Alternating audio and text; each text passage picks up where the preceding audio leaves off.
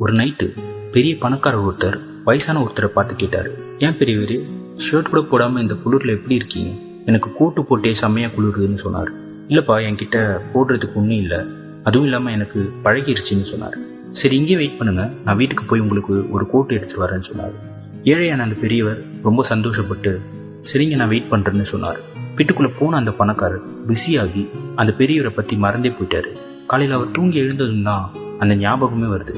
வெளியே ஓடி போய் பார்க்குறாரு, இந்த பெரியவர் குளிர்லேயே இறந்து கிடந்தார். ஆனால் அவர் கையில் ஒரு லெட்டர் இருந்துச்சு. அதில் எனக்கு போட்டுக்க எதுவுமே இல்லாத போது கூட என்னோட உடம்புக்கு எதையும் தாங்குற சக்தி இருந்துச்சு. எப்போ நீங்கள் ஹெல்ப் பண்ணுறதா சொன்னீங்களோ அந்த ஒரு வார்த்தை என்னோட எதிர்ப்பு சக்தியை எடுத்துருச்சு.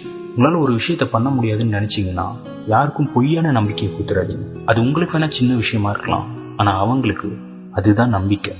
இது பாசிட்டிவ் வாய்ஸ். நான் Manoj. Stay happy, stay blessed.